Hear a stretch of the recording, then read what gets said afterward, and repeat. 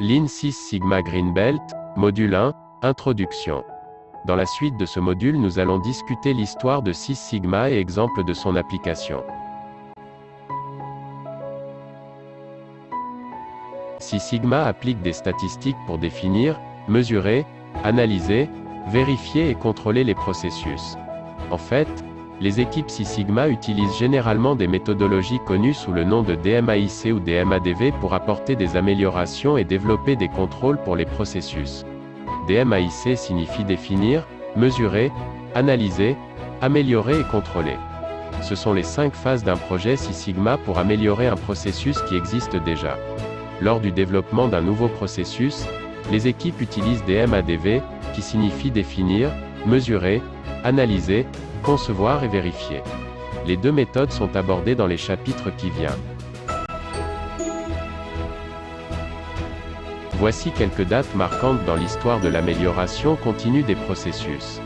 En 1809, la distribution normale, ou gaussienne, a été décrite par Carl Friedrich Gauss.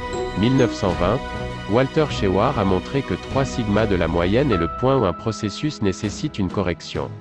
1924, les cartes de contrôle inventées par Walter Shewhart alors qu'il travaillait pour Bell Labs dans les années 20.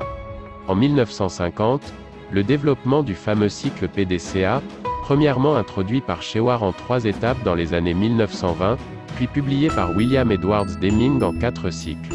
De 1948 à 1975, TPS ou le système de production Toyota et la méthodologie Lean, ont été développés par Taiichi Ohno et Eiji Toyoda. Et finalement durant les années 80, Motorola a créé une méthodologie basée sur des statistiques qui pourraient être mises en œuvre partout dans le monde, la Six Sigma. Voici des cas concrets des gains et profits de l'implémentation de Six Sigma. General Electric. Le plus fort taux de croissance de son histoire en 2000 suite à l'utilisation de Six Sigma. En 1998, General Electric a investi 450 millions de dollars pour réaliser 2 milliards d'économies. DuPont a réalisé 700 millions de dollars d'économies dans l'année 2000. Ford, 250 millions de dollars. Pour Toshiba, c'était 130 milliards de yens pour 2001. Et Honeywell a réalisé 3 milliards de dollars d'économies depuis le début de l'utilisation de Six Sigma. Six Sigma est appliqué via un processus contrôlé de sélection et de gestion des projets. Une fois les domaines de préoccupation identifiés, les dirigeants se tournent généralement vers des analystes, des experts Six Sigma et des experts en la matière SME, pour des analyses coût-avantage. Les équipes Six Sigma tentent de quantifier le degré de défaillance d'un processus en calculant le niveau Sigma, les coûts des défauts, les temps d'arrêt et d'autres mesures, et combien cela pourrait coûter pour résoudre le problème.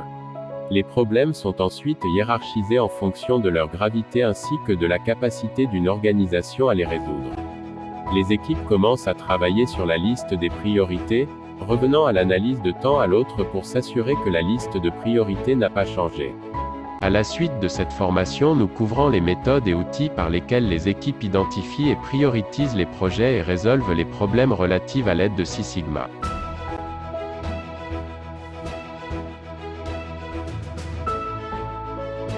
Trois certifications sont proposées en Lean Six Sigma, elles correspondent à des grades de différents niveaux de compétences. Le Lean Six Sigma Yellow Belt, le Lean Six Sigma Green Belt, et le Lean Six Sigma Black Belt. Yellow Belt.